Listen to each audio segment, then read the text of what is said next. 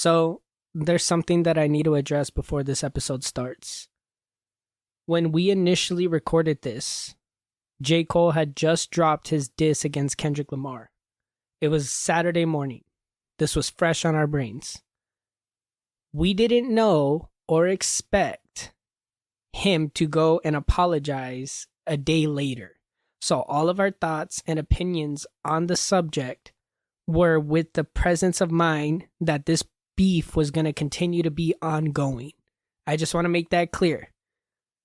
We didn't know that he was going to apologize. If you're going to ask me about it now, I'll just say that I'm upset. I'm a little disappointed, but I kind of understand where he's coming from. It's okay. Maybe we'll address it in the next episode. But no, we didn't know about the apology while recording this. So I just want to make that clear. Anyways, I hope you enjoy the rest of the episode. Welcome to the Moon Men podcast. Does the moon actually possess such strange powers? Fasten your seatbelts. It's going to be a bumpy night. Moonlight is thought to transform some people into strange creatures to drive others mad. Ladies and gentlemen, we're certainly glad to be here tonight. We choose to go to the moon. 5, 4, We choose 3, to go to the moon. 2, 1, 0. All right. Open this up. You know, this is a shower thought. How the fuck is Godzilla able to stand in the ocean? Okay, I saw something about this actually. Like he has small ass legs. So when he was fighting King Kong, how the fuck was he able to stand on the ocean? That was Hollywood's mistake, because I don't think in any of the Japanese versions they actually show him standing in the ocean. But then as soon as Hollywood got it, it was like, oh yeah, Godzilla can like fucking levitate in water now. I don't know. But I saw something about that and I was like, that doesn't make sense. Because what was it?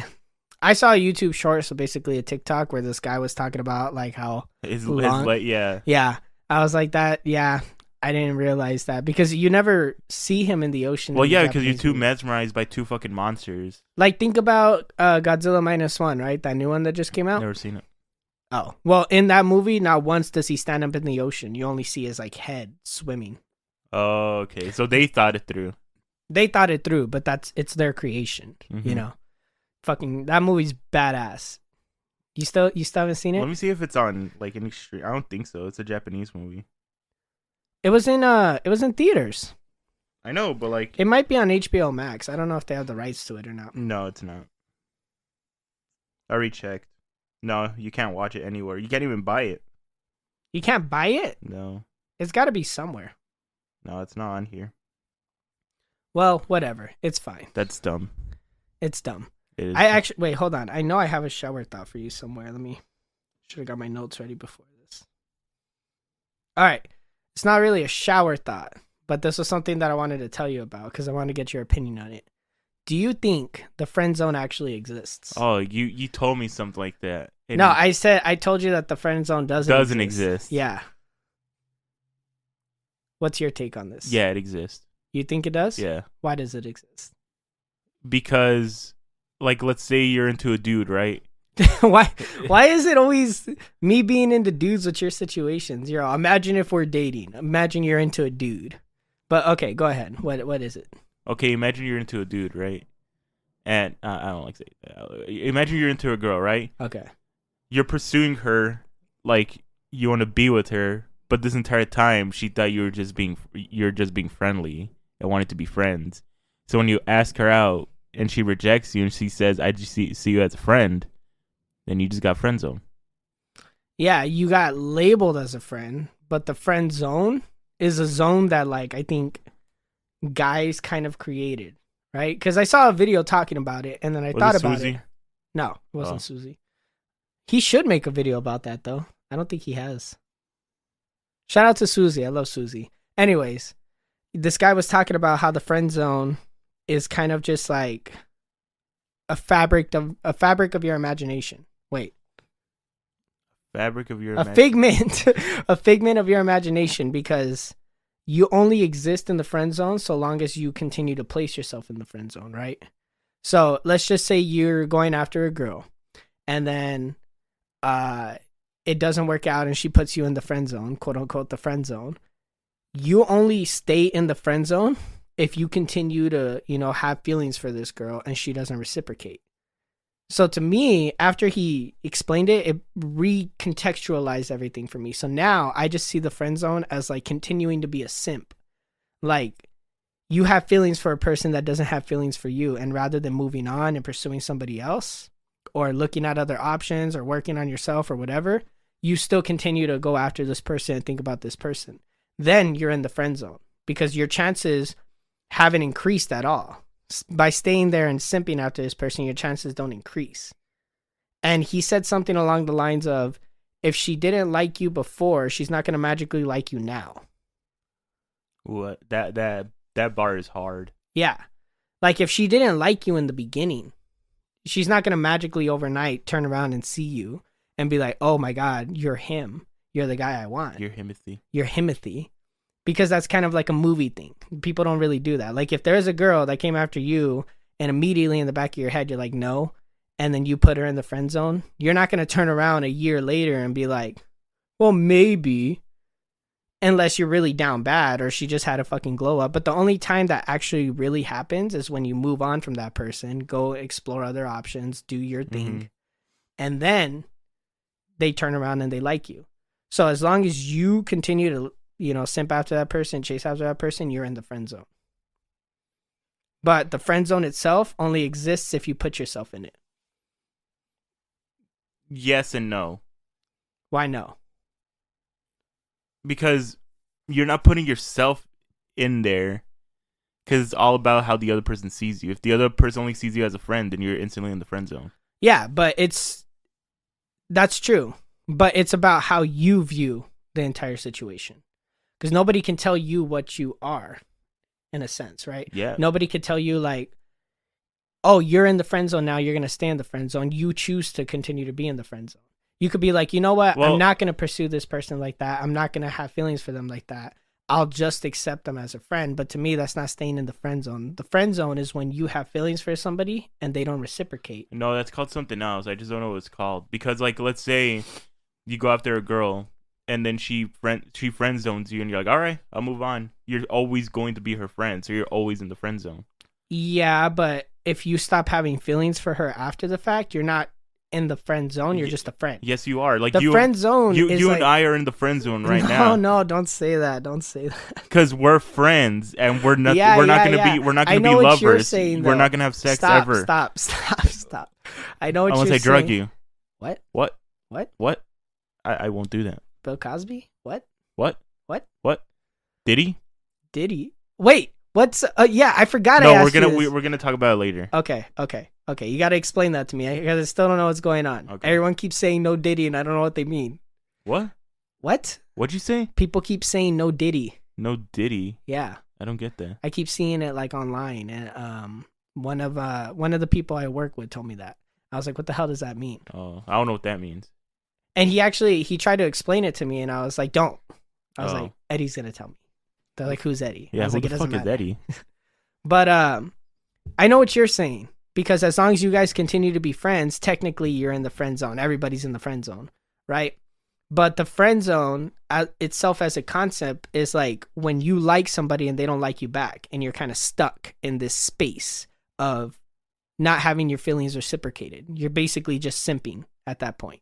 And so to me, you can only be in the friend zone if you continue to chase after a person that doesn't want you. Well, according to Google, that's exactly what it means. It means a situation in which a friendship exists between two people, one of whom has an unreciprocated romantic or sexual interest in the other.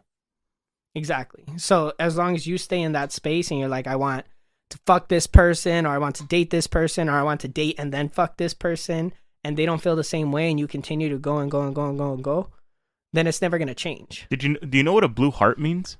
No. It means friend zone. Really? Yeah, look, I Googled it.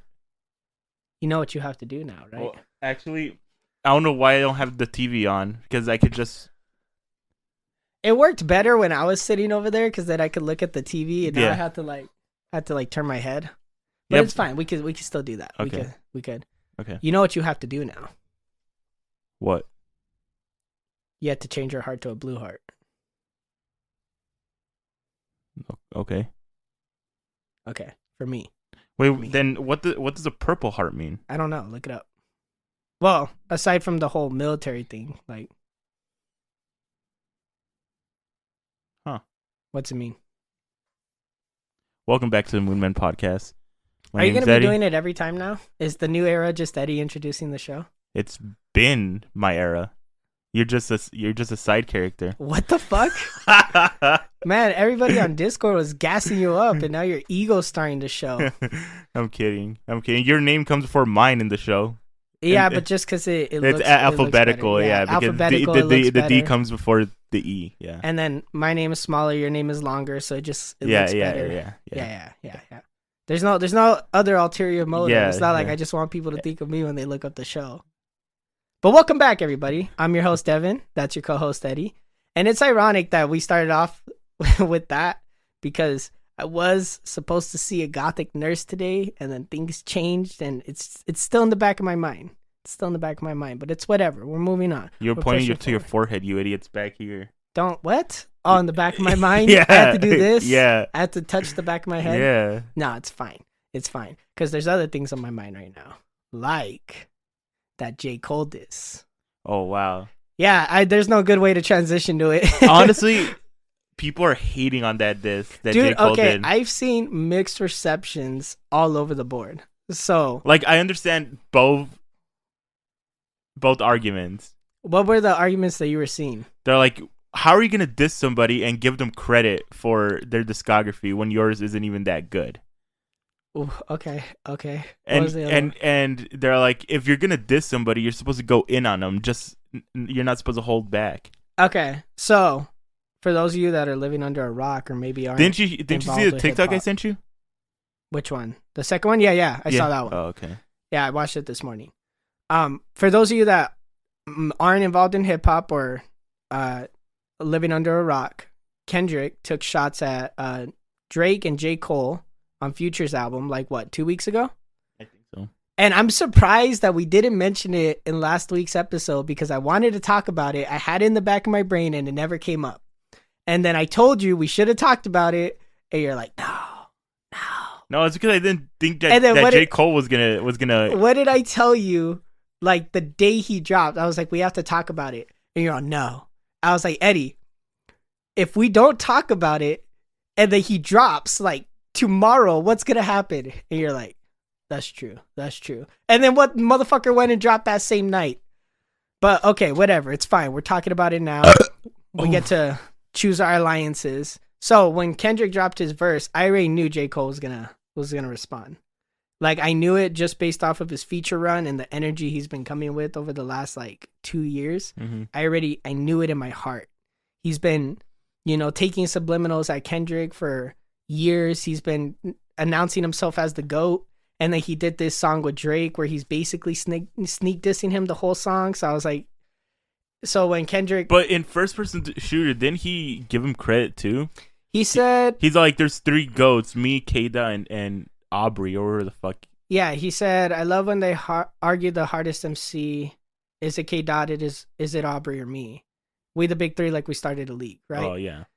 But then at the end of that, some people pointed out that I saw online, he said, but right now I'm feeling like Muhammad Ali, which is the greatest of all time. That's one of his nicknames, right?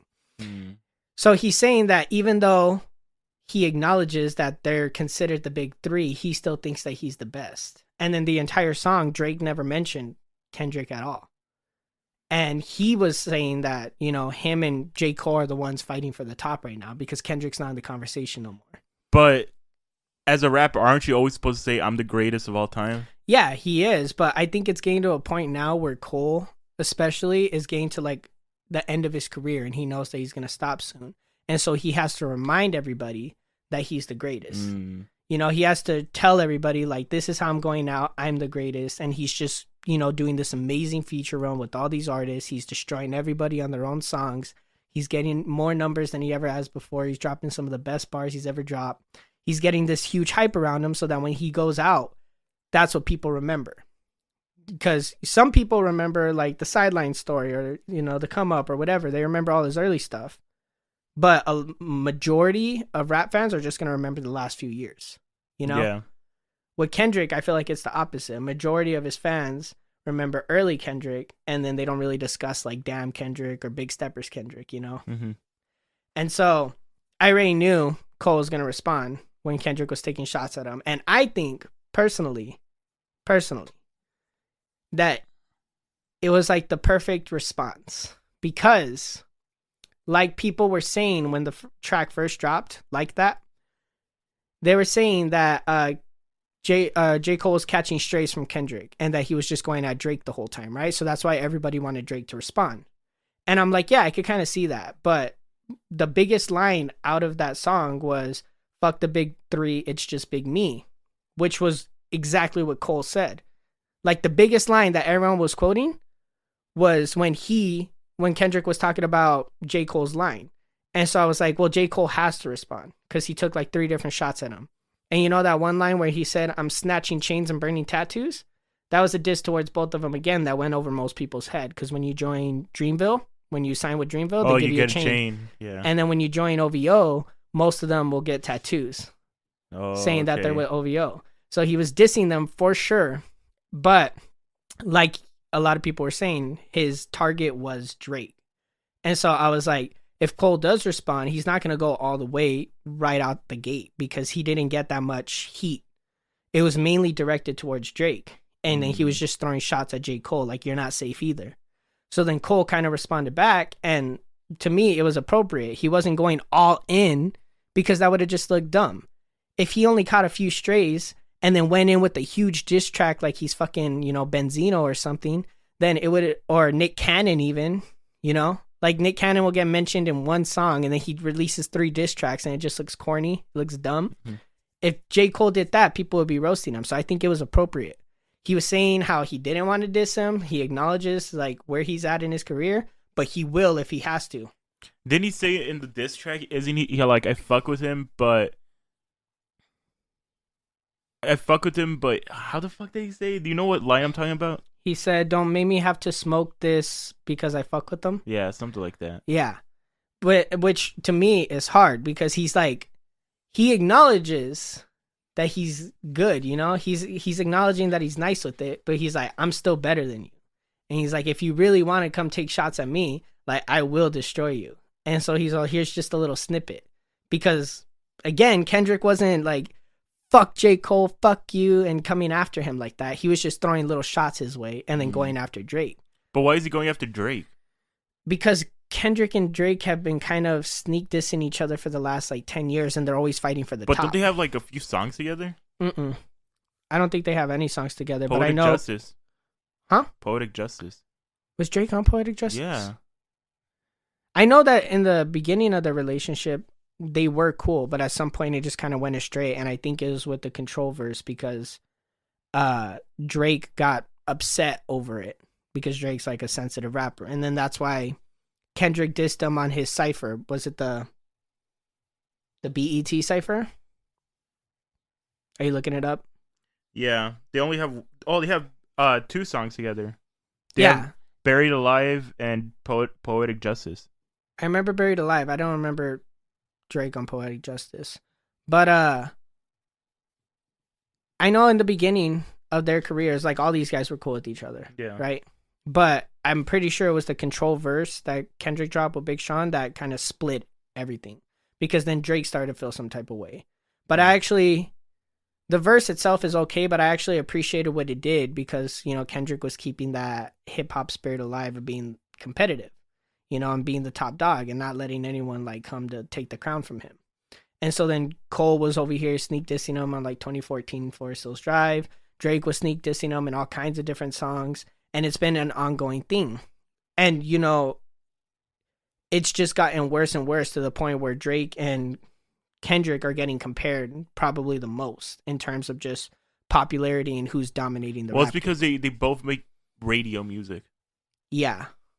And I think that's as opposed to J. Cole, who makes rap music. Yeah. And so they always get compared in those areas. And so then, of course, it's going to start fueling the flame. Because, if you're constantly getting compared to somebody, even if you kind of like that person, at some point it's It going to gets get annoying. old. It gets old, it gets annoying, and then you're going to start being like, I'm better than him. Like, what are you talking about? Mm-hmm. Like, even if you like him to some degree, you're going to be like, you know what, fuck that. Like, I am better than him. Why are you comparing us? We're on two different levels. And I know that's how Kendrick was feeling too, especially when they had this song where they're both declaring themselves the GOATs. They're saying that they're running the rap game or whatever. And so then Kendrick's going to, you know, feel upset by that.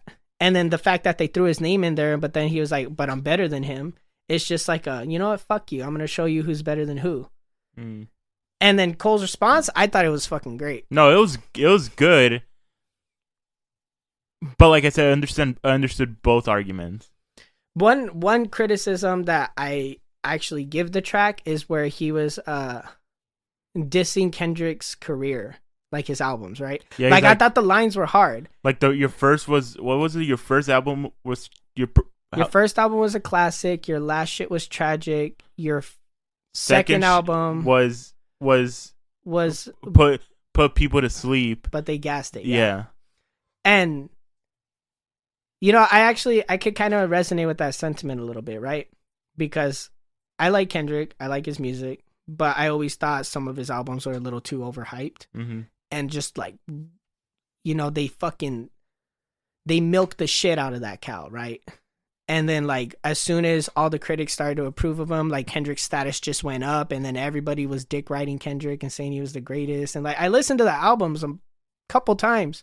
You know, they're good. They're great albums, but to me, it's not really what the core of hip hop is. Like he's doing something so much more different, so much more experimental on like To Pimp a Butterfly, right?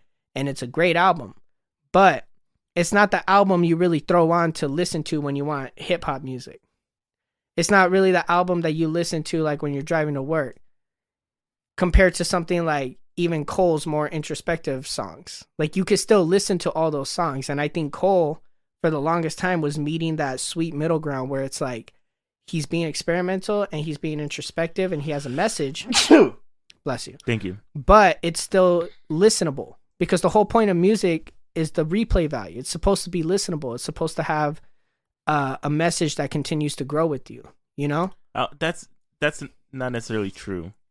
Well, like, okay, think of It all depends on the type of song you're trying to make. think of a song that has like a lot of meaning to you, or a lot of meaning in general, right? Something like Everlong by the Foo Fighters. First thing that came to my head. Of course. Shut up.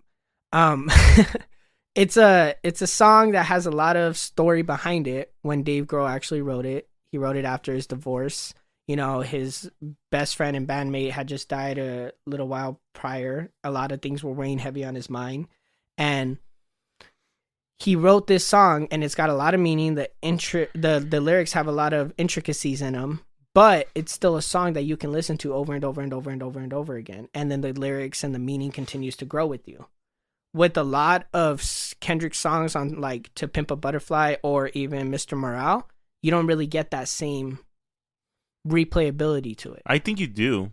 I re-listened to a lot of songs from To Pimp Butterfly. It's got some good songs, but like there's little things about it that I think hinder it from being what it could have been. You know, like he was trying too much to make like a piece of art rather than good music. Well, like I said, it's all about how he was going into it. Like, I know that's a huge criticism, but for me personally, like I've enjoyed some of the songs from those albums, and I like if you wanted to make songs that have replay value, that's why he made them. Yeah. Just like J. Cole. J. Cole made KOD so he could have more replay value. But even like, okay, here's an example, right? Off of KOD, Kevin's Heart. It's a song about cheating, infidelity, and love, right? And it's deep if you're really listening to it, but it's got a lot of replay value. And to me, songs like that are superior to songs like, give me a song off of To Pimp a Butterfly.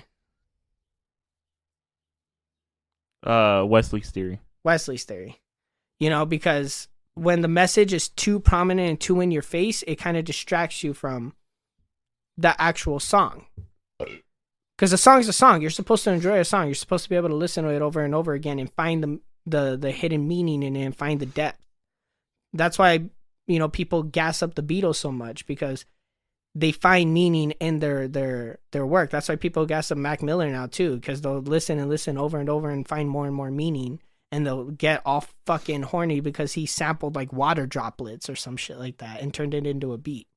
Like, to me, that's where the beauty of music lies, is like when you're listening to a song and you continue to find meaning from it, rather than having the meaning shoved down your throat into your face, you know? Rather than the album telling you what to feel, you find your own meaning from it. And to me, with Kendrick, a lot of the time, that's what it feels like his albums are doing. He's like forcing you to feel a certain way instead of letting you come away with your own thoughts and opinions. So although I enjoy those albums and I like a lot of songs from those albums, like Mr. Morale and To Pimp a Butterfly, it's just, when you're listening to it as a whole, it's more of a piece of art rather than music to be enjoyed.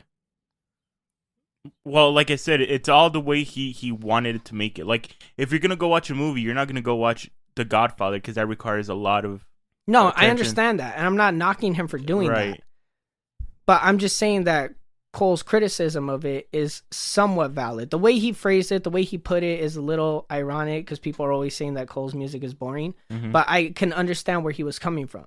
Because people are gassing up To Pimp a Butterfly. They're saying it's the greatest thing ever. This is what hip-hop is. And then you go and you listen to it, and then you're just like, what is this? Because you're expecting, like, you hear it's like what hip-hop is. No, I still think it's one of the greatest rap albums of all time.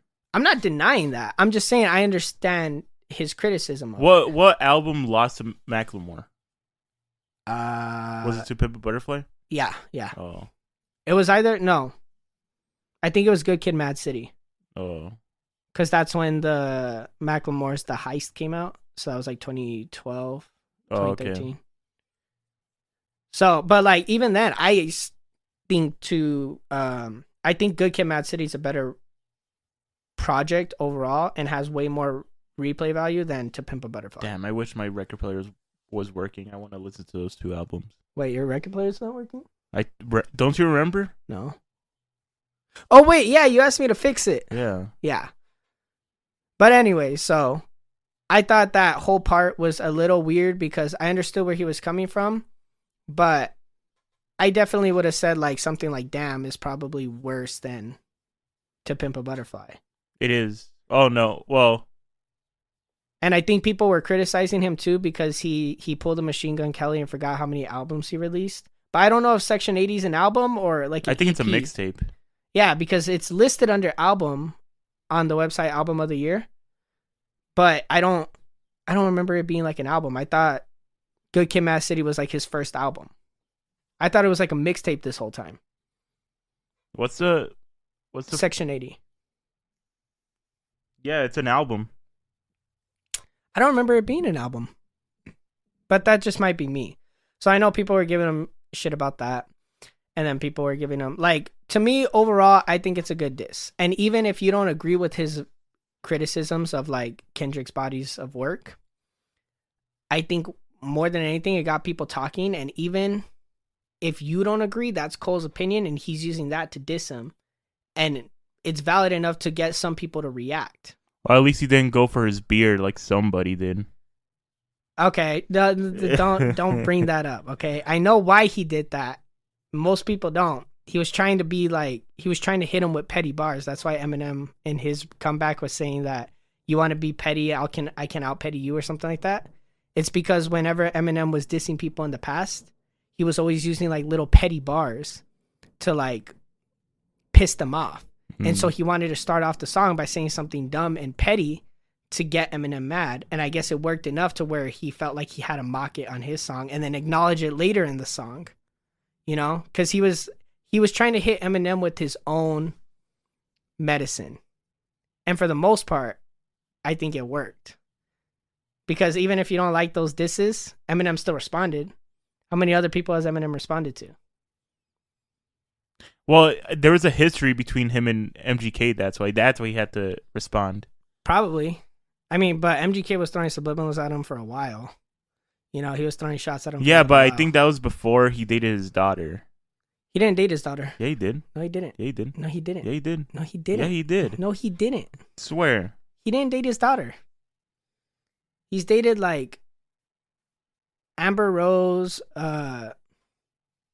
Halsey, a model. He's dated a couple other people, but he's never dated Eminem's daughter. Oh, he made a comment about his daughter. Yeah, that's what it was. And I thought it was funny when that whole thing happened and Eminem was saying like he didn't know about it. Because Eminem knows about shit and he would have found out about that. And MGK's this when he was saying that he got a call from Paul, the guy at Interscope. Paul Rosenberg? Yeah. And he was telling him that Eminem saw it. Like, that doesn't sound like something that you would make up and then declare to the world. It sounded like Eminem was trying to like pull it back and be like, no, I didn't know who he was. Mm-hmm. I don't know. That whole diss is like, that whole feud is really weird. Yeah. That's why Eminem had to end it. Put the hammer down. I don't think he ended it at all. Well, MGK didn't respond back. Yeah, he even said that he heard the diss and was like unimpressed by it because like the things that he was coming at him for just weren't that much. Like, he had some good lines, don't get me wrong. But a lot of it was just him flexing his wealth and his power, which he could have done to basically anybody in the rap game at that point, and it still would have hit. And then, you know, hitting MGK with lines that didn't make sense, like calling him a Was that rapper. before Kamikaze or after? After Kamikaze, because he called him out on Kamikaze. Oh. And then MGK responded. Don't get me wrong, I liked both the songs. I thought, you know, that fire that Eminem had in him was exciting, but overall the diss, there was a lot of shots that didn't land on both sides. You know, a lot of the bars that MGK threw at him didn't land. A lot of the bars that Eminem threw back didn't land. But overall, like, if we had to go through bar for bar and see which ones landed, I think MGK might have one or two more. And just in my opinion, it was an overall better performance. I don't know. And it's probably the most solid Eminem diss we ever had. Maybe Ja Rules. Some of Ja Rules. No, didn't The Game diss him recently? Or who dissed him? That 10-minute fucking love letter? That wasn't a diss. But who? Benzino? I don't know. So somebody recently dissed Eminem, and Eminem's like, I'm not gonna respond to him. I don't want to waste my time. I know The Game dissed him like 2 years ago. Didn't go nowhere. That was more of like a love letter to M, if anything. And then Benzino recently dissed him, but it wasn't really that good. And then it got proven later that Benzino was having people help him write the song. Ghostwriters. Yeah, so like it wasn't. Then after that, it's just like, oh yeah. Devin, I think we have to move past this. I think we do. We've been okay. Wait, before we move. Wait, past, how much time are we at? 32 minutes. We talked about it for 20 minutes. Well, we've been going on and on about rap and hip hop. Yeah, we need to switch topics. Okay, but before we have to take a side right now. Who are you choosing for the J. Cole, Drake, and Kendrick beef? J. Cole. J. Cole? I think J. Cole, too. I think if Kendrick responds, J. Cole's going to come back with, like, some actual heat, and then he's going to just slap him around. I don't know, man. I was fucking gassed when that shit came out. You called me and woke me up, and I could have... Did I tell you I went to sleep at, like, 10:30? No. You called me at 9. I went to sleep at 10:30 because I was laying in my bed all fucking excited. And I woke up and started listening to the whole album. I didn't finish the album. Is it good? Because the two songs I listened to were like, eh. I liked it, but you have to kind of be like, you have to like what J. Cole's been doing recently. Oh, okay. It's not old J. Cole. I'm not real. I don't like new J. Cole. If you like from everything from the off season plus his like massive feature run, then you're gonna enjoy it. Oh, okay. And I love the atmosphere of the album because it's so dark and moody and synthy. It like, I guess Drake really inspired him because it comes across and I like it. I like it so much. There's a couple songs that are kind of misses, but you know, a lot of them, like majority of them are really good. I've been listening to it back to back. Hopefully his last album, he goes back to his roots. I don't think so. I think he's going to progress where he's going right now and take it to another level. But I like this new J. Cole. I think old J. Cole had his place. He had some value, but this new J. Cole has got something to prove, and I like it. I like the energy he has. I like the bravado. I like everything. I think it's because he's doing something new. That's it. Maybe. You really don't like it? You don't like the new J. Cole? The whole trap shit? No. It's not really trap. It's got trap influence, yeah, but it's not really trap. it's trap. Did you hear his freestyle on LA Leakers? Yeah, that freestyle was badass. It was fucking nice, man. Um, Anyways, moving past it. mhm. I don't know. I think he's gonna clap Kendrick for sure. Since we Well, can, not clap, but I think he'll come out with the dub. since we're still on the rap topic of the whole Diddy situation. Yes. So okay, what's that about? So the FBI and Homeland Security raided his house, and I guess they raided his house because he's been human sex trafficking people, and they found a lot of evidence of it. So he had to flee America. He's like in Cuba, or he's not in the U.S. anymore, so they can't arrest him. So he was like he was getting people and selling them and like trafficking them or like prostituting them, or it's ironic that I haven't heard anything about this yet. But after I heard a little bit of it, I was like, wait, I want Eddie to tell me about this. Okay. Want me to put it up on the screen? Yeah. All right. How the fuck do I close this out? Fucking E-News. Several months after Sean Diddy Combs was sued for alleged sex trafficking and abuse, federal agents raided his home in LA and Miami. The music mogul has said he'll fight to clear his name. This was April 2nd.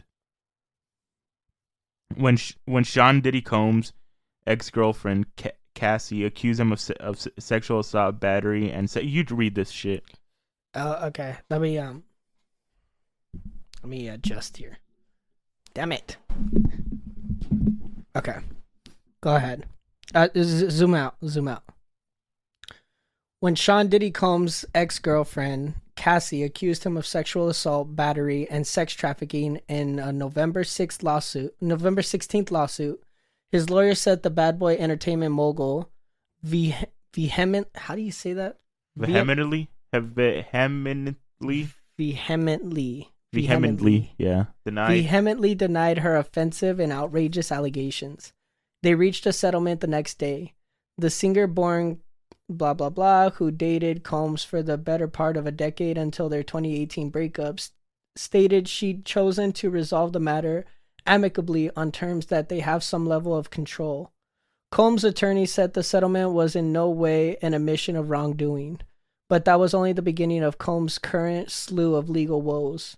In a lawsuit filed November 23rd, Joy Dickerson Neal accused Combs of drugging and assaulting her when she was a student at this university, it doesn't matter, in 1991, stating in court documents, oh, look. fucking WrestleMania. Oh, my fucking neck. So what? It's basically saying a lot of nothing. Yeah, so he's having a bunch of court things? Is that why people are saying no Diddy online? Yeah, I guess. But it's suspicious that he just fled the US. Well, I mean, if he got caught or he feels like he's going to get arrested and imprisoned, falsely imprisoned too, it kind of makes sense, but also you shouldn't run. Yeah. Yeah, if you know you're not guilty, might as well just get arrested and prove you're not guilty. I don't know. Cuz and for years and years, even Tupac said, "Watch out for Diddy." Yeah, he did. And Eminem too. And Eminem. Yeah. So I think he is guilty since he had to run. He's probably guilty. I mean, he's never been like a great person. He got in a fight with J. Cole at a club. Oh yeah. You know, over stupid shit. Apparently his ex bodyguard. I don't even know if I should put the video up. I don't want to. What is it like? You can see. No. Let me get more into it. Okay.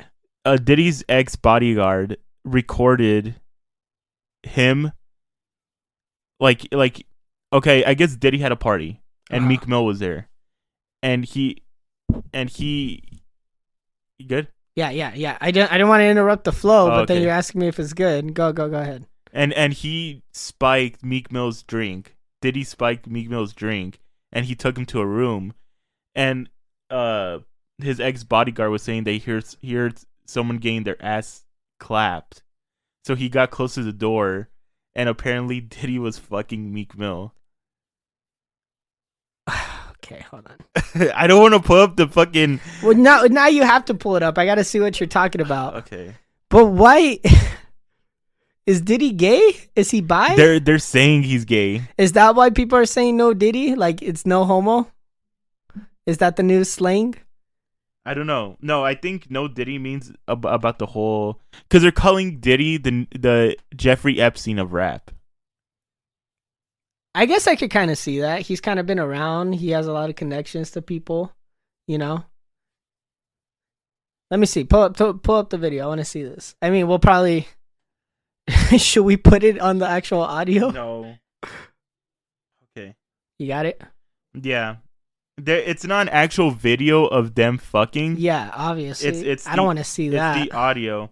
So when he got close to the door, this is what he heard. All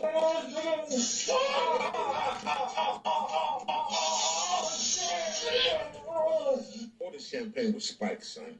Like, all the champagne was spiked. Everybody was passed the fuck out. I don't drink, so I was playing that shit off like I don't fucking drink. I smoke, nigga. Like, I smoke, I had my own weed, but, like, everybody was passed out. Yo, Diddy had that man in the room. Look, yes, I put my ear to the fucking door, and I brought the phone, because Diddy started going in overdrive. I ain't know what the fuck was going on, but I just heard balls slapping against ass. Oh, God. All right, turn it off. Hold on. I heard niggas being like, yeah, Daddy.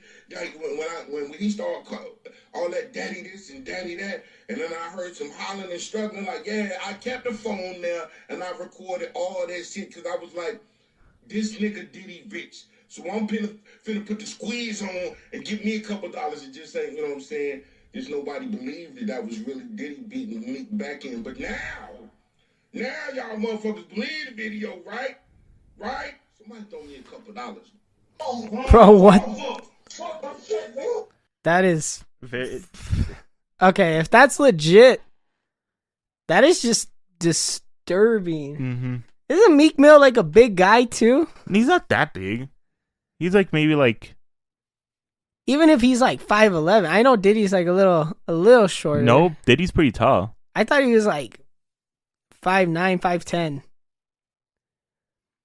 Which would make it worse, in my opinion, if you got like a little guy like that, just kind of dominating. Oh, he's 5'10". Yeah, okay. You see, he's slightly above average. He might be considered average, but oh my God, how tall is Meek Mill? Is it wrong that that's where my mind goes? I'm like, how tall are these guys? 6'2". Oh my God, that is. Yeah. Like, I don't know how true that video is. It kind of sounds fake, but I don't know. That's fucking. I wouldn't put it past them. It's Hollywood. It is Hollywood. It's a fucked up place. Yeah. It's a very, very fucked up place. That's why I'm glad like we do podcasts and shit, because even if we make it big, even if we hit the big times, like we'll still be in our own little bubble. Yeah. Really that's why I don't like Hollywood people anymore. I never liked Hollywood people. What do you mean? Like the mainstream ones, like Tom Cruise, and a lot of Hollywood like celebrities act weird. Yeah, but at the same time, like if you got put on a pedestal, like literally everywhere you went, and there was always an expectation from you everywhere you went, it would kind of make you want to act out too. Well, no, look at Cole. He's on this pedestal. Yeah, but he deliberately like has to take himself off of it. But even still, you know, with as much work as he's put into like just being a normal person, like it still follows you when you have that kind of acclaim. Even Keanu Reeves, as cool as a guy as he is, and as much as like he's just a normal, humble, regular dude, at the level he is at now, I don't know if he could just be able to walk down the street, because I know a lot of like the clips of him like going to people's weddings and like, or giving that girl his seat on the bus. Like I'm pretty sure a lot of that was older Keanu, right? Like you could tell he looks a lot younger. Or even that one where he was like hanging out with the homeless person for a while. Like even though he's still able to do that, we still know about it because of how popular he is. Like, he can't go anywhere or do anything without people recording it, documenting it, bugging him for pictures and autographs and this and that. And like, he's really down to earth and cool about it, but it kind of fucks you up mentally. You never get. Yeah, you can't. Remember when Michael Jackson had to close down an entire supermarket just so he could go shop for himself? Yeah.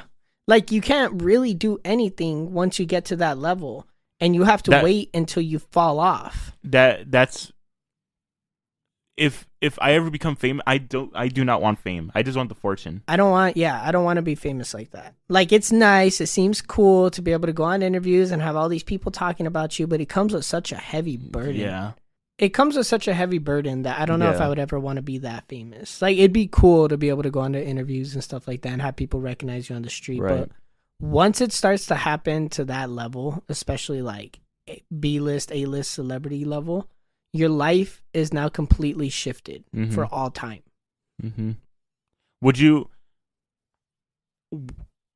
about the whole Illuminati rituals and everything, if you want to be famous, you have to do this, you have to do that.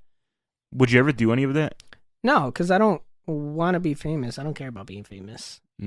Like, even with this, like with the show or whatever I do, or like me writing my books, like, I'm not doing it for fame. Like, if fame is a byproduct of it, then it's just something that I'll have to accept. But right now, like, mainly I'm doing the show because I like doing it. It's fun. It's a great way for us to hang out. And it's satisfying. Right. I'm writing my books because I want to write books. I want to have published books. I want people to read them, shit like that. I don't care about being extremely famous. Like, I just want a simple life, and I want to have enough luxury to be able to do extra things with that life. I always said that if I ever got to a point where I was really like well off, or I was getting like very successful in whatever medium that I'm pursuing, that I wouldn't really change up my normal routine because I don't care about it. Like, I thought about this a lot in an abstract sense. Like, if you had all the time and the money in the world to do whatever you want, what would you do? Because everything at that point becomes meaningless when it's just handed to you, right? And so, like, I know a lot of people would say, like, oh, if I become a famous YouTuber, if I do this or if I do that, I can quit my job and just do that full time or whatever, right? Or I can, go travel and do this. And to me, yeah, that's cool. You could do that, but it makes it more satisfying for me personally when I have to work towards it. Like, if I wrote a book tomorrow, sold it the next day, and then became a millionaire the day afterwards, I would still stay at the position I'm in with the company I'm working for, because it gives my life structure and meaning. But you can't, if you become a famous author and become a millionaire, you can't do a 9-to-5 job anymore. You technically could, because there's going to be too much there's going to be a too big of a spotlight on you, and it's going to distract from the work. It's just, I guess it kind of depends on your field. Because, yeah, that's true. That's true. Andy Weir, the guy who wrote the Martian, right, still works for, I don't know if it's NASA, but he works in space engineering, right? And that's his like daily job, but he writes books. There's another author I like who writes, I forgot his name. He writes detective stories, but his full-time job is being a farmer, right? I guess you're right. It all depends on the field. Since you work with the public, it's gonna distract from your own job. It might be a little hard at first, but I'm sure I can navigate, because one, it'll keep me grounded. It'll keep me, normal. I won't get an inflated ego. But two, it also kind of gives my life structure, because if I become a millionaire overnight, then I could do whatever I want to do. I'll do all of that in the first 2 months, and then at that point, nothing is fun anymore. But if I'm like, well, let me wait until I get some vacation time, and then I'll go and I'll be able to fly to Greece and pay for everything and not have to worry about it, and then come back, that seems more fun to me. That seems like a bigger flex. You know what I always wanted I always hear stories of this on Reddit, that like somebody owns a company and they still work in that company, and people don't know they're the boss.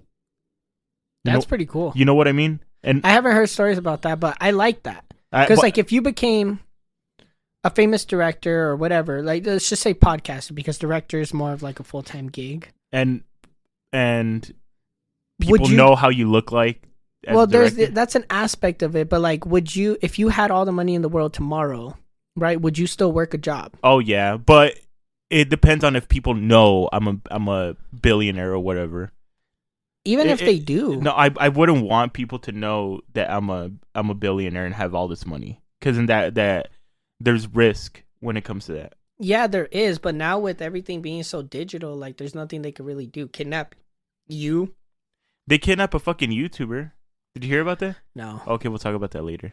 But to me, like, I've thought about that a lot as I'm continuing to pursue all my hobbies and interests and passions. I'm like, if I ever get to a point where I'm starting to make a lot of money off of this, I don't want to stop my daily life because of it. Because that's what gives my life structure. Well, you could work less at your job. Instead of working 5 days straight, you could probably be a part-timer and work maybe 3 days and then do that do this full-time, I mean. I considered it. I would just want to, like, I noticed that about celebrities, you know, because why is it that there's no celebrity or not a large majority of them that just do their one thing?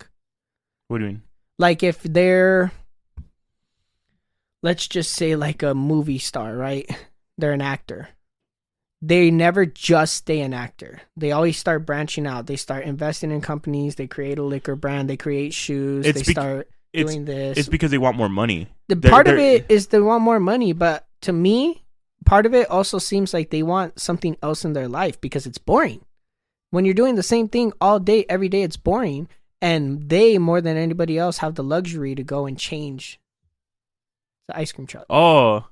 They have the luxury more than anybody to go and change their routine.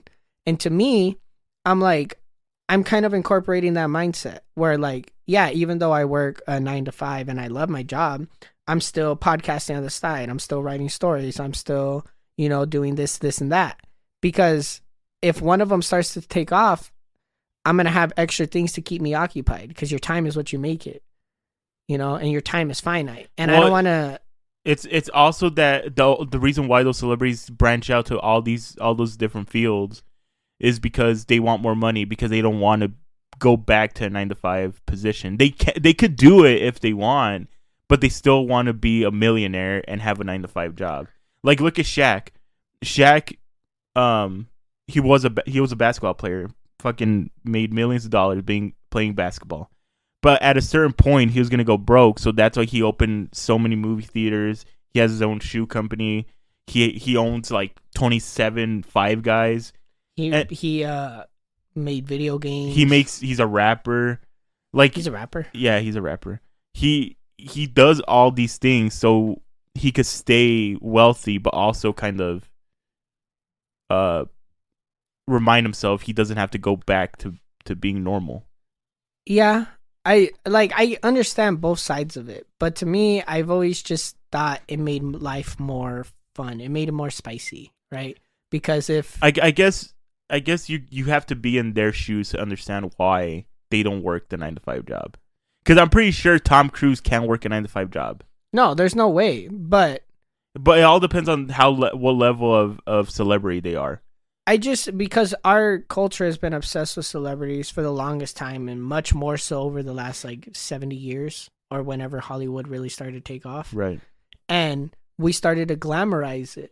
But through all of these different people throughout the years, looking from my own perspective, it always just seemed like once you got to that level, your life became so boring because you had nothing to work for anymore except the next movie. Yeah. You have nothing that's keeping you going, right? And if you have all these little side interests and like to me, the reason why I love my job so much right now and the reason I feel like it's perfect for me is because I'm interested and I care about what I do. And that sounds dumb to people because it's become normal for people to hate their jobs and hate everything about it and what the company stands for, etc. But to me, I know that even if I became very successful overnight as an author, I could still go to work on Monday and care about what I'm doing at work. And even use my newfound success to leverage what I do at work. There's still like C-list actors who were famous at one point and then kind of fell off and found what they loved. Like, remember that girl from Wizards of Waverly Place, the ginger girl? Kind of. Well, after that show ended, she became a nurse, and now she's like a a doctor.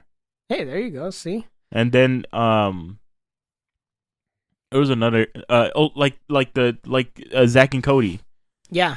They He left. has his own mead company now, right? Yeah, one of them develops video games.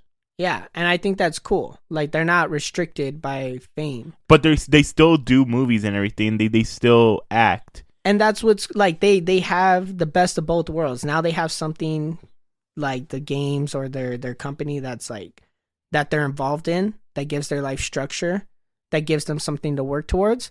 But then they still have that extra luxury of being able to, like, crank out a movie every now and again. I think you and I think alike because a lot of writers don't want the fame. They just want the fortune. I don't even care about the fortune. If anything, I care about the legacy. Oh, okay. Like, I don't care if I become super famous in my lifetime. I want to at least be able to look back and be like, yeah, I did everything that I wanted. You know, I never looked back and I was like, oh, maybe I could have done this. At least I tried it. Maybe it didn't work out. Maybe none of my books ever take off or whatever, right? That's just a huge maybe. But at least, you know, when I'm old and I'm like hanging out with my grandkids, I can be like, yeah, I wrote books. Like, I've met people, you know, friends' parents who did things interesting with their life. And I always thought it was amazing. Like, there was this one girl, I met her dad. And he was a former boxer, and he never went, you know, big time, but he had a couple of, you know, championships under his name, and he was well known amongst like his friends and everything. And I thought that was cool.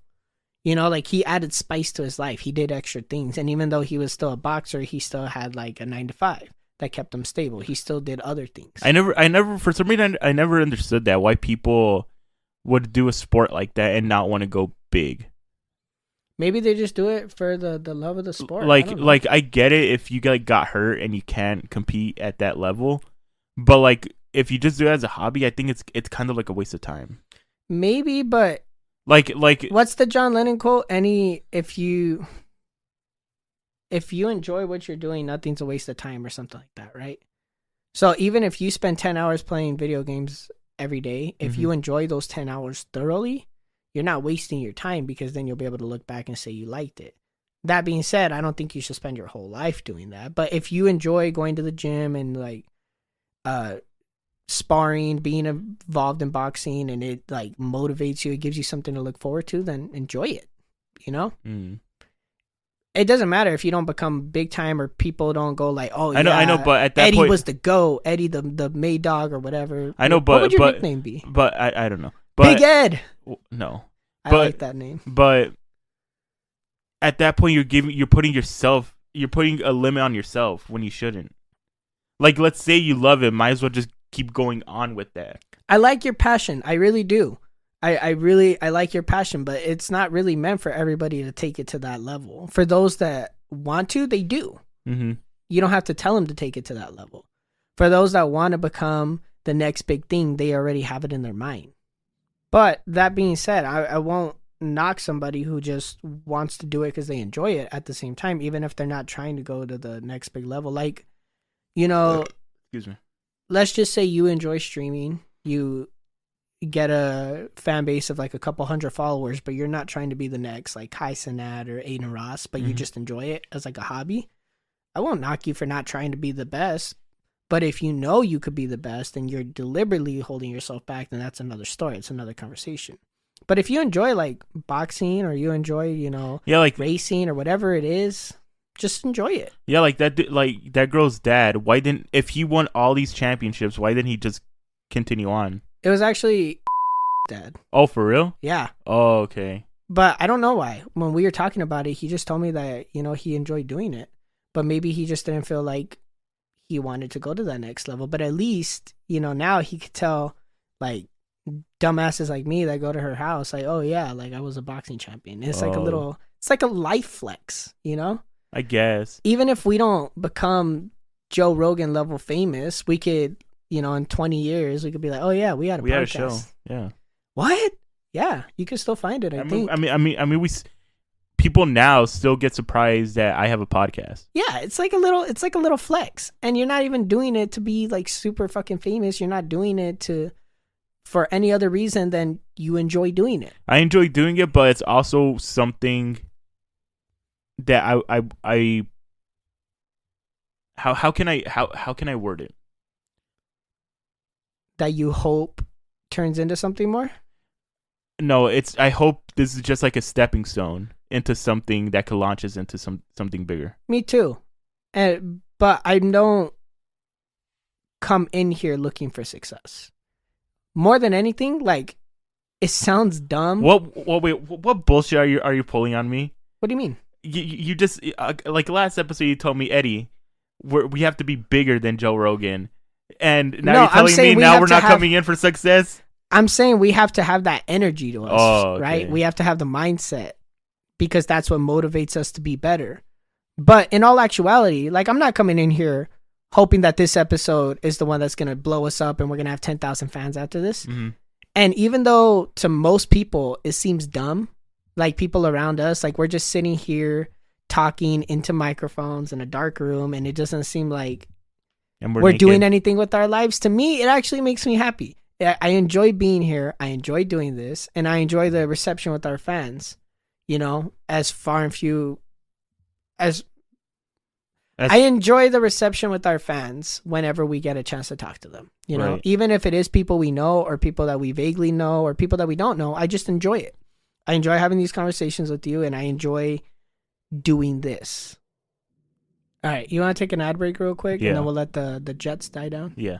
All right. Just leave it. We'll be right back, people.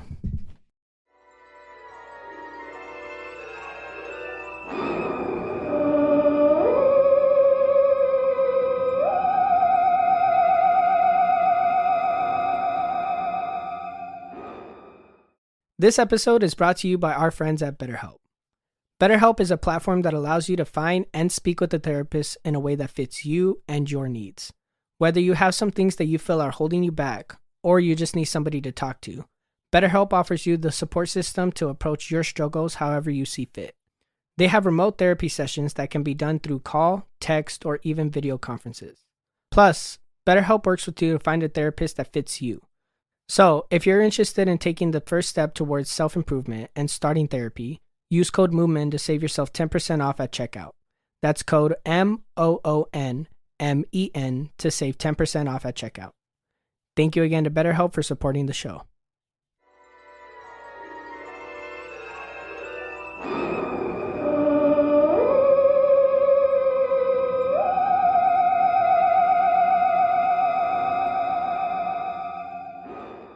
And we're back. So, I've been waiting for an opportunity to tell you this. It's really quick little tidbit, but I thought it was funny. So, this family went on vacation for a few weeks, and this guy saw an opportunity to break into their house and steal some shit, right? So, they went on vacation. He broke into the house. I forgot exactly where he broke into, but at some point during his stay there, he got locked in the garage for over 8 days, and he couldn't get out. Right? When the family eventually did come back, he got let out, I think. And so then he sued the insurance company for the house for faulty construction. And then he won $500,000. What the fuck? Yeah. So he broke in, got locked in the house, and then sued the company and won $500,000. Which, I mean, if you wanna make a quick buck, I guess scout your neighborhoods. Yeah. Yeah. He's smart about it. He was pretty smart about it. I mean, the entire plan. How didn't he die? I don't know. I don't know what he ate. I didn't read that much into it. I just saw the headline and then I wrote it down. Oh. But I'm like, the entire plan was smart. He waited until the family was gone and then he home alone them and then got stuck in the house and then he sued the company. Like this guy was detailed about it. So in the end, he did win some money. I thought that was pretty fucking funny. Oh, you know what else I saw? What? The president of Bosniak? No, Botswana has threatened to send 20,000 elephants to Germany. What? Yeah, because I guess the Botswana and Germany are kind of feuding. So he's like, all right, bitch, I'll send 20,000 elephants your way. That reminds me, I think it's Sweden or Switzerland. It has a population of like 10 million people, right? Right. But Antarctica has a population of like 10 billion penguins or something. So if the penguins decided to invade whatever country it was, every person would have to fight off like 1 million penguins. And I'm like, the penguins could probably take over the world if they wanted to, because it was a country that I don't think has like a lot of guns in it, like America. So they'd have to like fucking fight off the penguins. They'll use swords and shit. Yeah, hand combat. It's gonna fucking swords and shields. Isn't there a movie like that? Like it's people versus penguins? I don't know. At some point, the penguins are gonna overrun them, right? Because half of those people, or majority of them, got to be like kids and old people. Yeah. The old people are fucked. They'll get pecked to death, and so it'll just become a penguin city. I would love to see that though. Like, man, they should make, instead of Planet of the Apes, they should make Planet of the freaking Penguins. Go watch Planet of the freaking Penguins, directed by Big Ed. That's your new nickname, by the way. Don't call me that. Me and have been calling you that. Big Ed? Yeah. That's what the guys at the barbershop call me. I'm like, hey, have you talked to Big Ed? He's like, nah, I haven't. Fine, I'm gonna call you Little D. Never mind. I don't like that name. I don't like that name. I'm sorry. And I'm gonna call it Seats Average D. Average D. I think he's still considered short too. Yeah, we're all considered short. Well, he's taller than me. No, he's not. Yeah, he is. No, he's not. Yeah, he is. Do you know what the red light district is? In Hunger Games? No. There's a red light district in Hunger Games. No, I've never seen Hunger Games. Well, I found out about it recently. It's in Amsterdam. It's a part. Prostitution is legal in Amsterdam, and brothels are legal there.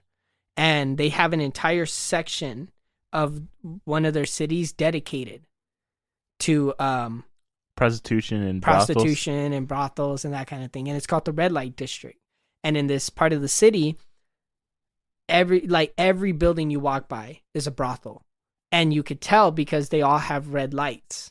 And they have different colored lights too for different preferences. So like the red lights are women, and then like blue lights are men, and then I think it's yellow lights are for penguins. Yellow lights are for penguins, and then they have one that was like purple lights are like transgender people, and then they have like different preferences, and they have bisexuals and all kinds of other stuff. But I heard about it, and then I heard that Theo Von had went to the red light district, and then he was like messing around. Fucking god! But Theo I wanted to know. Theo Von does seem like that type of guy. Well, like, would you do it if you were there? Like if you were visiting the city for whatever reason, right? And you went to the red light district, you were just walking by, you know, you're kind of looking at like the shops. Like, would you fuck around and walk in? Because it's like I'll not walk even in. Shamed. I'll walk in, but I wouldn't do anything. It's not shamed there. It's not like looked down upon. It's like normal almost. Yeah, like, I'll walk down the street. I'll walk down the street. I'll look around. I'll look around.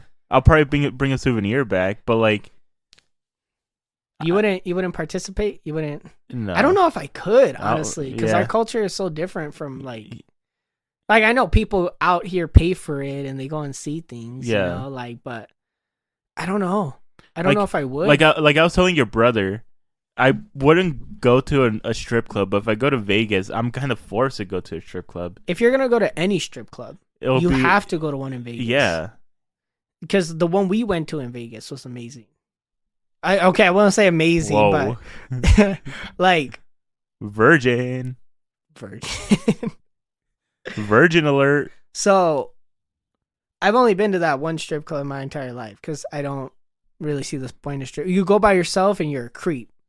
You know, you go with a group of guys and then you're weird. You're getting yourself hard for no reason, and then you have to leave with blue balls.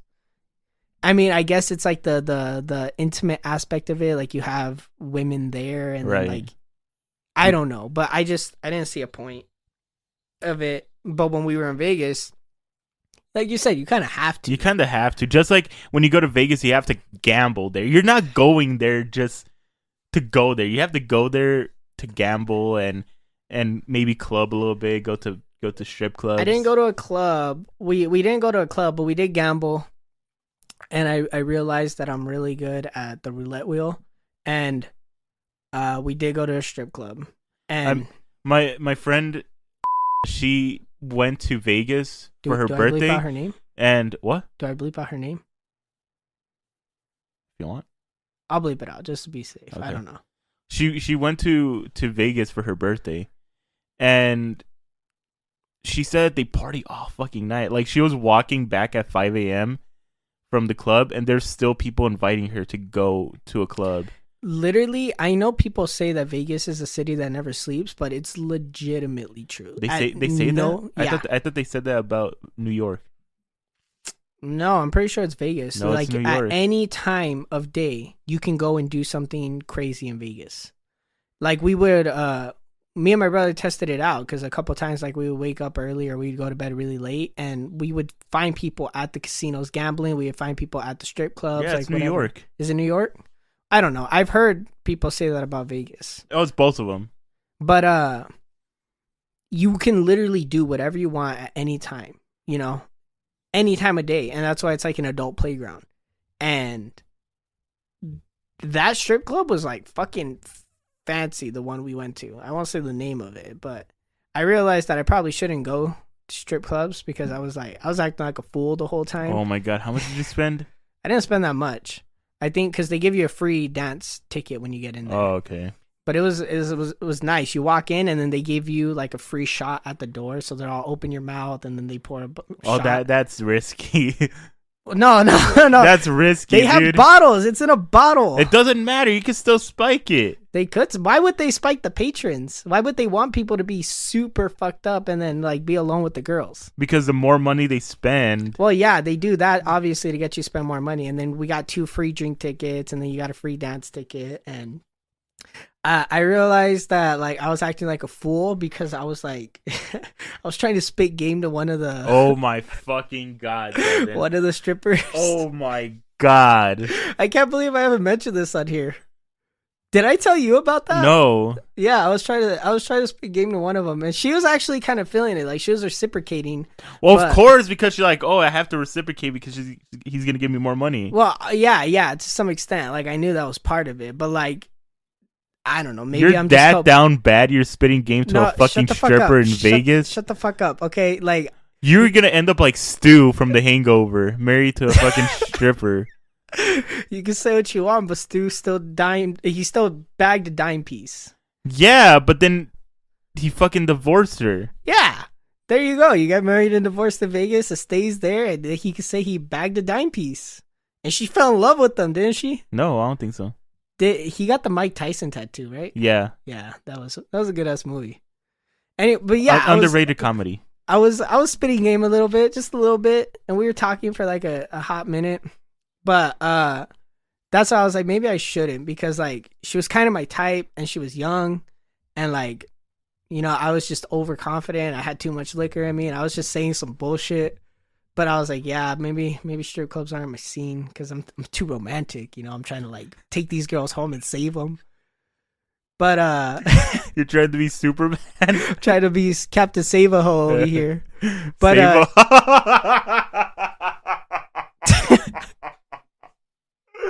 oh my God, Save-A-Ho, Captain Save-A-Ho. Yeah, you never heard that? No. It's Captain Save-A-Ho. So I saw her. I was like, oh, I could fix her, you know. But it was a good experience. It was a good night overall. I liked it. And ironically, I don't know how much of this I should share.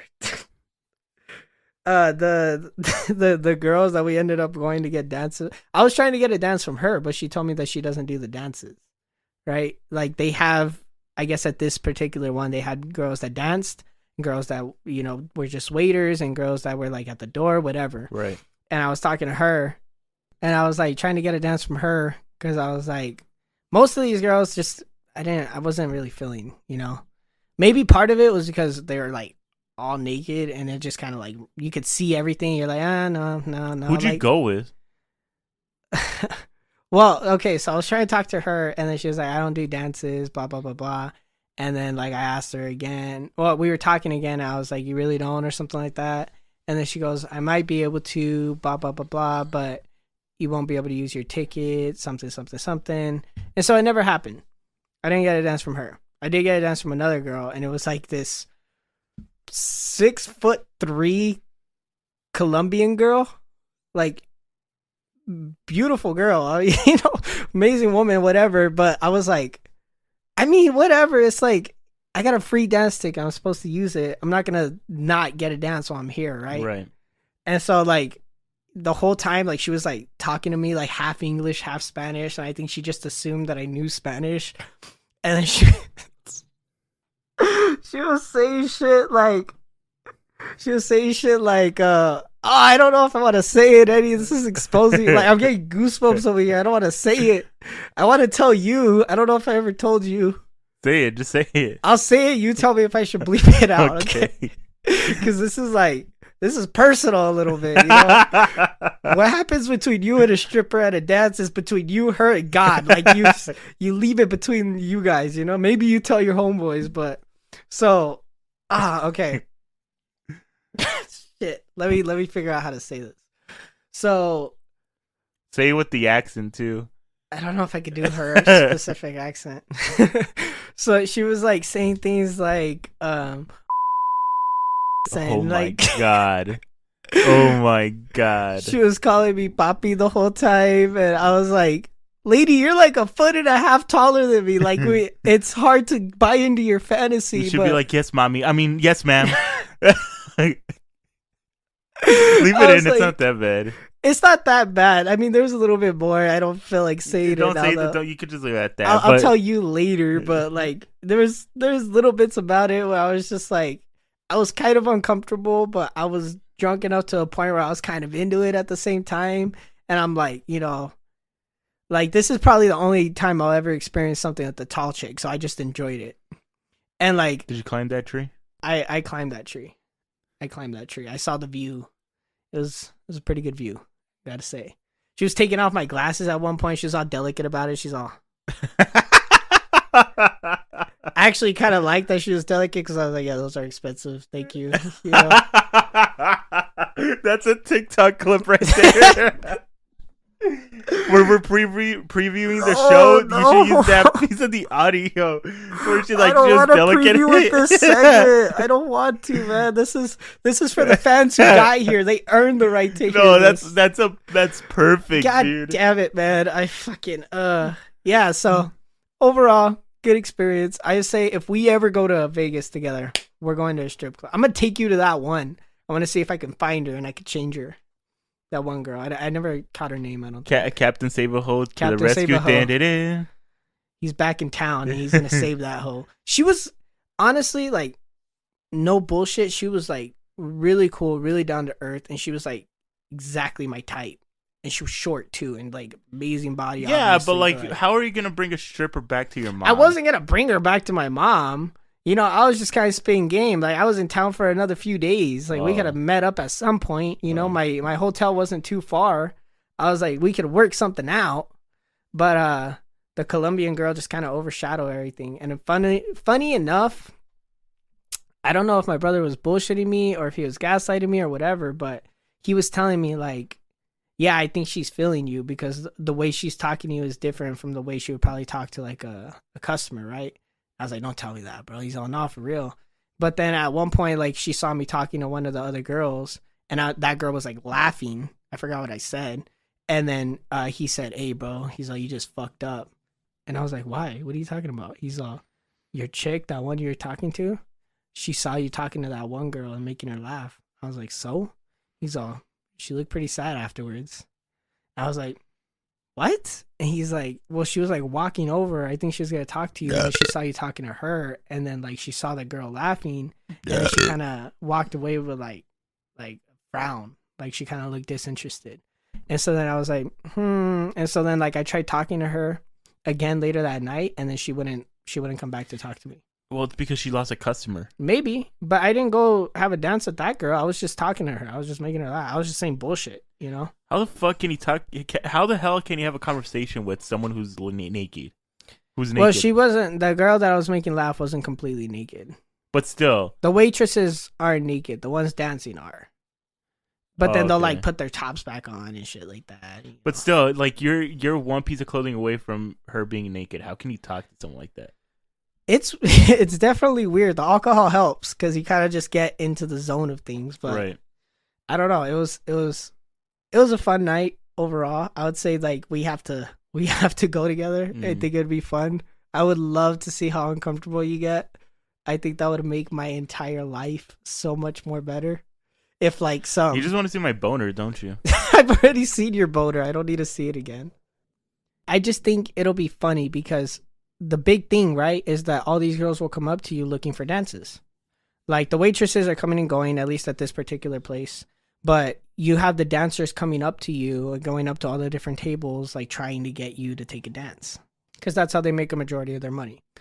And they'll come up to you, they'll rub your shoulders or whatever. They start whispering things to you. They start talking to you, whatever. And they're trying to get you to like take dances. And I can already picture like me and you saying that. I'm like, how do you like it? You're all, I don't know, Devin. Like, it's weird. Like, she's naked. Like, yeah. And then like some girl comes up to you and then, or they come up to a table and I point them towards you and then they go up to you and they're like, you know, touch your shoulder. I can see you going, yeah. No, thank you right now. I'm good. I'm okay. Just say, I'll find you. And then you're like, Devin. Let's get out of here. Let's go. Eddie, we just got here. I don't care. Let's go. No, Eddie, calm down. Take a shot. I don't want to. This place is weird. Like I can see it, and I would love to have that experience, that memory in your mind. Like, how do you think you would react? You think you'd be the exact same, like the way you mimicked me? I feel like that's how I'm gonna react. I could totally see. No, ma'am, I'm okay. Thank you, miss, please. It's a lady. It's okay. No, I'm sure. sure. No, thank you. I'll get a water, please. You have to get at least one dance. You know, I'll use a free dance ticket. Yeah. If we get a free dance ticket, like you'll have to get a dance. But that means you'll have to like commit. You'll be like you'll have to tell them like, yeah, I want you, or you'll have to be like, you'll have to agree. Then walk with them. Never mind. I won't do the dance. It's fine. We'll do it in the future. It's gonna come. I know. I don't know if I was telling you or somebody else.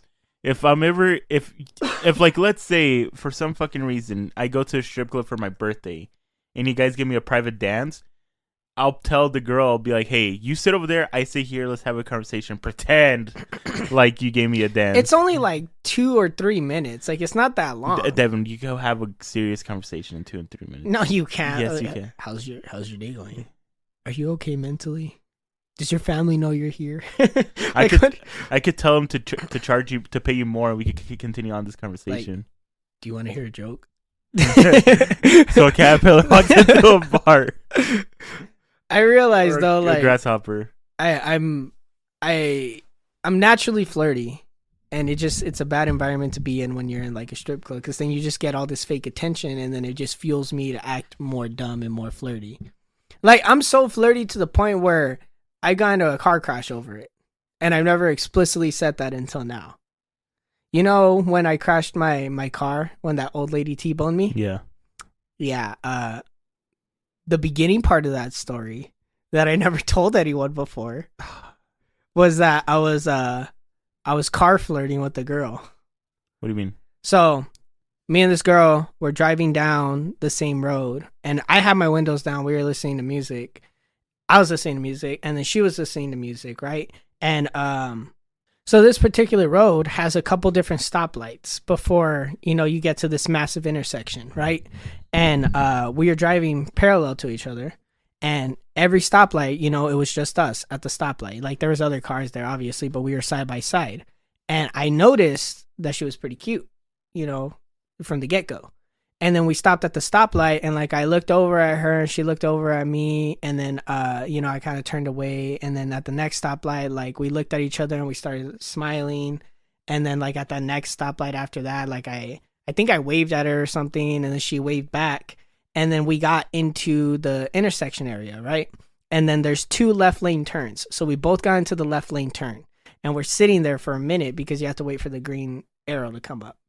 And so then we're like, I'm playing my music. I think a love song came on. So then I'm like pretending to sing to her, and then she's laughing. And so I was like, at some point during one of these intersections, like, I'm going to try to like get her number, like on some swoozy shit, right? I'm going to like ask her for her phone number and have her like throw up the numbers or whatever.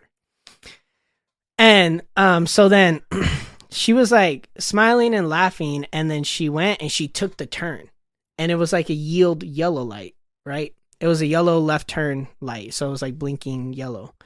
And I was gonna take the turn too, and then I looked before I turned, and I was like, oh, this car's turning right. And so then I turned, and then the car didn't turn right, and it kept going forward, and then it T-boned me, and then, you know, I crashed. And afterwards, like in the midst of talking to the police and the fire department and everybody, I was like, oh my God, what the fuck? I was like, if she just happened to look up in her rearview mirror while she was driving down the road and saw this huge crash, I don't know, like, oh, God damn it. I can see you asking for the phone number, right? You like this, and then boom, she sees a whole fucking... It was like kind of like a stop and go type of thing. So like she like smiled at me and then like drove. Like she took the turn. Like almost like a chase me type of thing, right? Right. And so then I was about to go chase her, but then I stopped, I looked, I'm like, okay, I'm good. I went and I got hit. And I was like, man, what the fuck? I was so upset about that for like a week. And that's why I didn't tell nobody. Like when everybody asked, I was like, yeah, I was just driving. Fucking old lady hit me. Blah, blah, blah, blah. But yeah, the backstory to that is that I was car flirting with some chick. And I've only car flirted like twice in my life. It was that and then some other girl who was like trying to get my attention. But that one just kind of weirded me out. Because like we were pulling up to all the same stops and she was parallel to me, pretty similar. But like she was like waving and she was calling me and I thought like I, you know, dropped something or like I had a flat tire or something. You dropped something? Like, you know, like something fell out of my car or something like that, right? And so then like I rolled down my window and then she's all hi and I was like, oh, and I rolled back up my window. But aside from that, like I've never had that experience. So I was like, oh, this is a great like car flirting experience. And then it ended poorly. So my personality just doesn't work with like strip clubs. Like I just can't go into them. I'll fuck around and fall in love or some shit. Well, the story I was gonna tell you, I don't know how I'm gonna transition. Just hard transition. Yeah. So it was a memory that I forgot about until yesterday when I was showering. What's with you and these shower thoughts? I don't know. So 10 years ago, maybe even more. Basically, my neighbor, not these guys. It was way before these guys. Okay.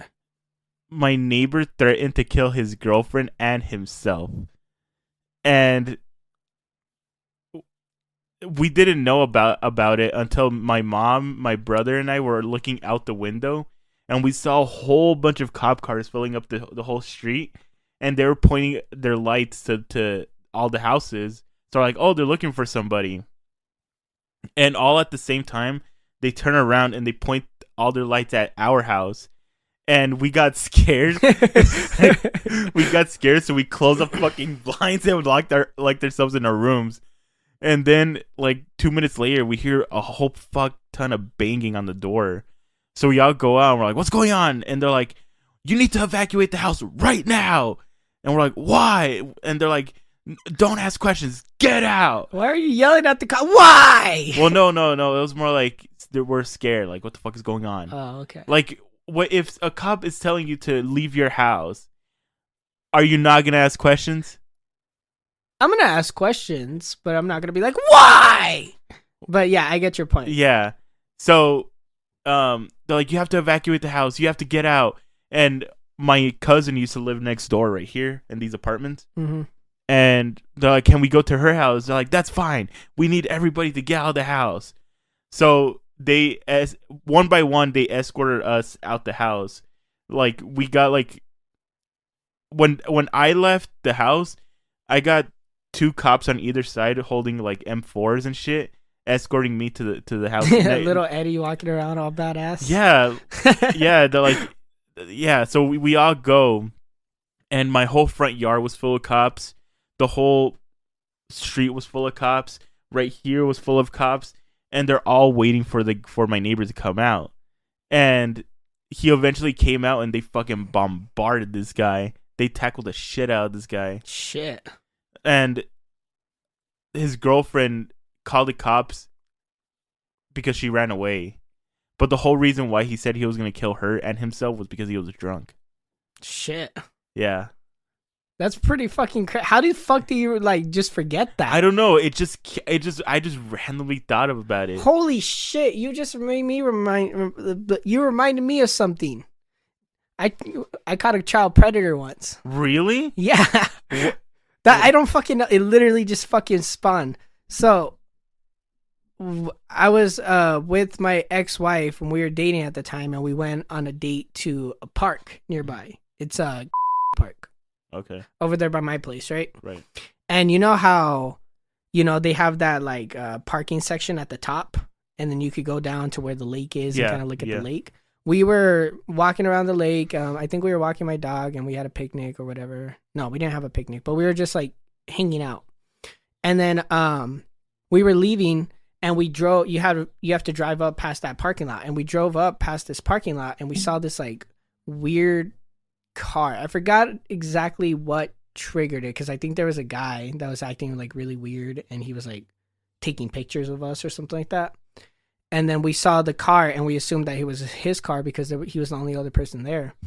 And then as we were driving by, we saw like a bunch of like photographs in his car. And so then we called the cops, because we're like, this guy's acting weird, he's doing something out here, like we don't know what it is, and he's like making us feel weird, right? So we called them. She called them, and she was like, yeah, there's a weird guy out here, he's taking pictures of people, and he has a bunch of pictures in his car, we don't know what he's doing. And then we went home. We went about it, didn't think about it for the rest of the day. Cut to like 3 days later, I pick her up, we're talking, and then she's like, oh, the police called me back, by the way. And I'm all, what are you talking about? And then she's all, yeah, apparently that guy that we called them about was like a child predator or something. And the police went over there, and they investigated, and they searched his car, and they found a bunch of pictures of like children and naked children. And so they arrested him. And I was like, wait, what? Really?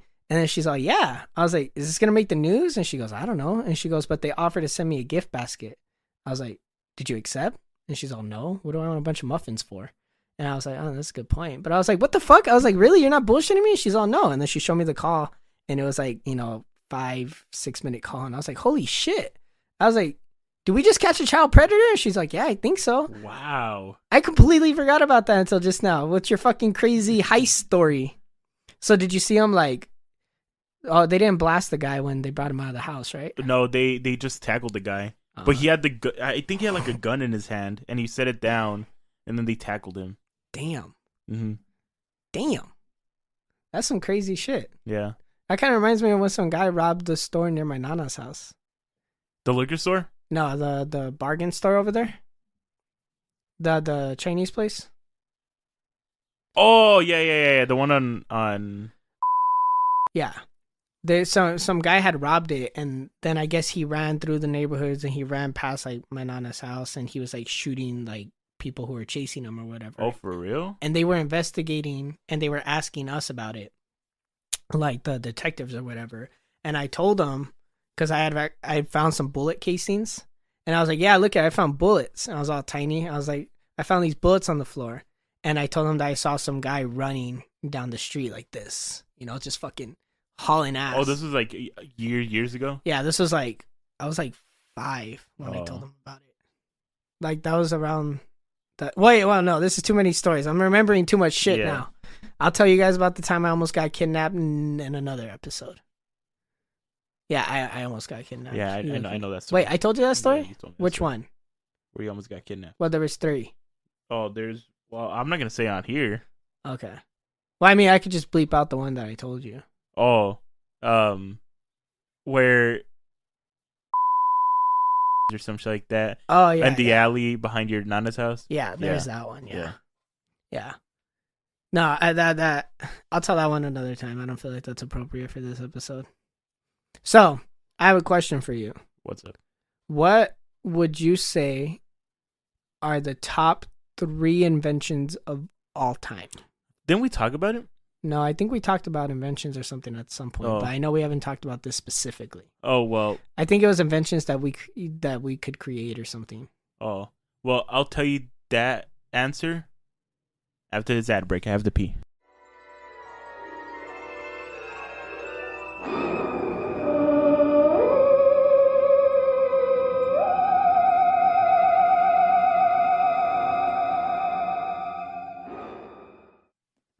And we're back.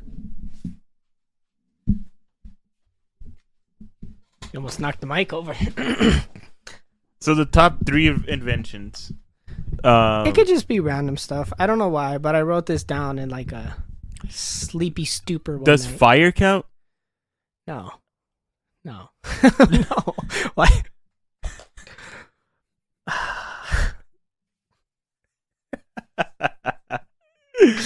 We didn't invent fire. We Eddie. more like discovered it, but No, Yeah. no, I wouldn't count. Like if we discovered dark matter exists, it's not gonna be like we invented dark matter. Fine. I guess that's more like a discovery. The internet, Okay, that's a good one. the wheel,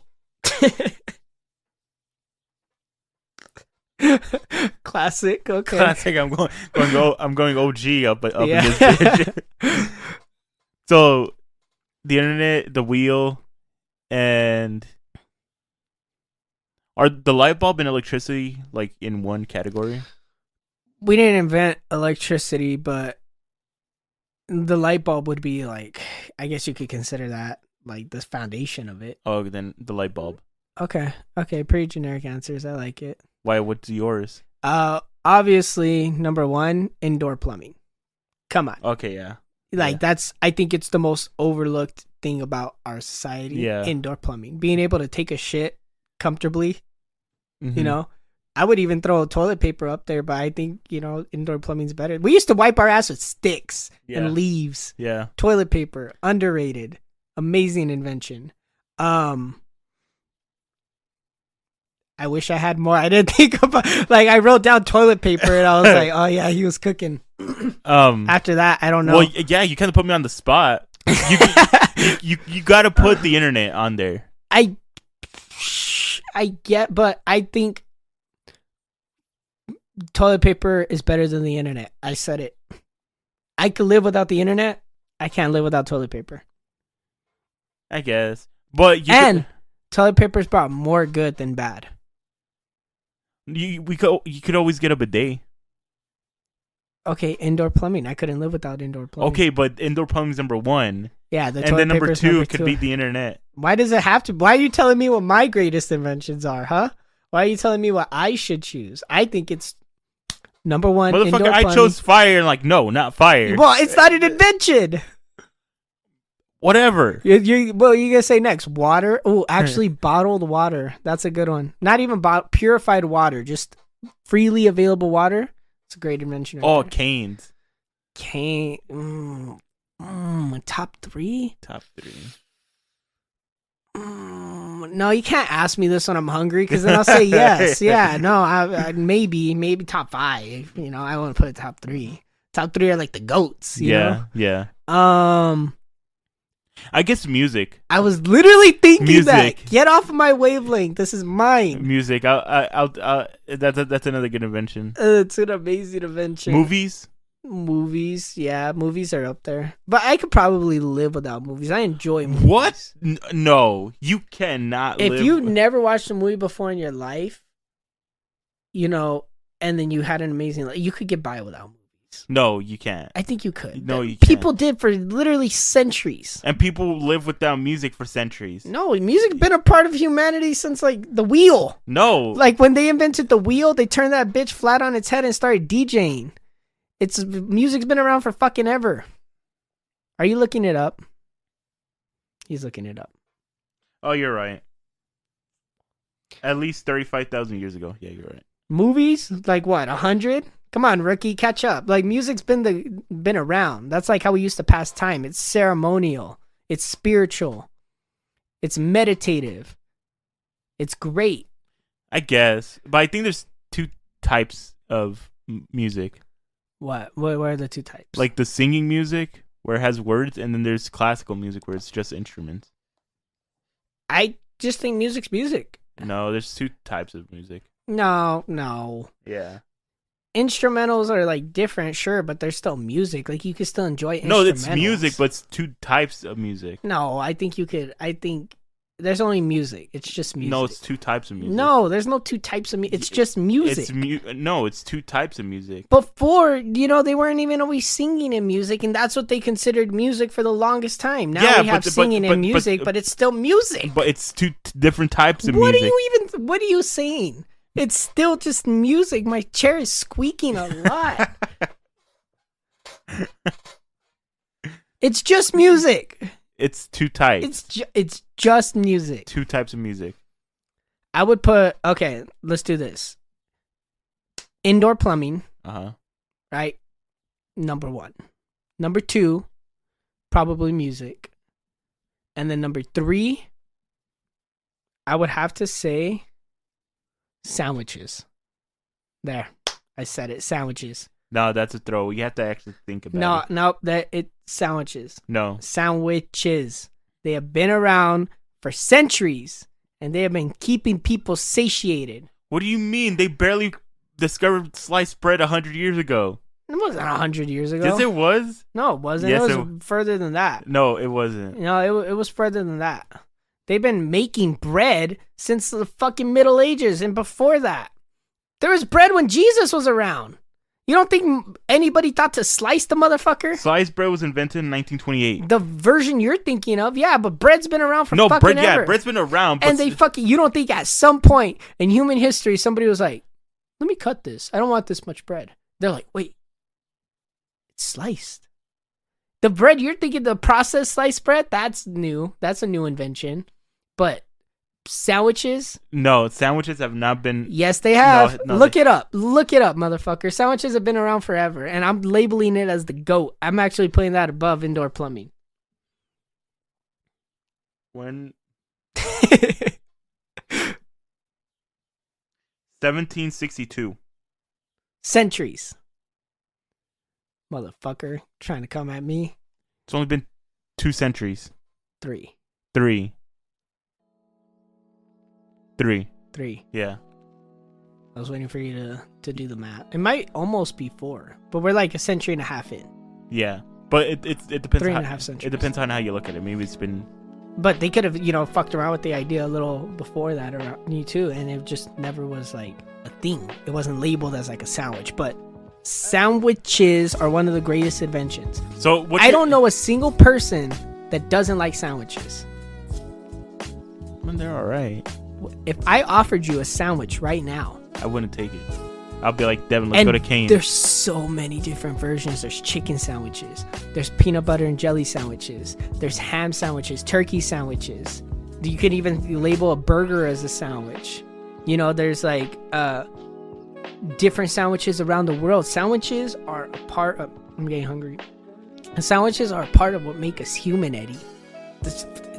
It's ingrained in us. Oh my god. Should we go to Firehouse Subs instead of Cane's? No, I want Cane's. Oh, I got Cane's stuck in my head. But sandwiches are fucking it. You got subs, you got burgers, you got just regular homemade sandwiches. No, sandwiches. Tuna sandwiches. They can't be the goats. They're the goats. You can't put a sandwich over a wheel. You can't put a sandwich over a light bulb. I could put a sandwich over a fucking wheel. I could.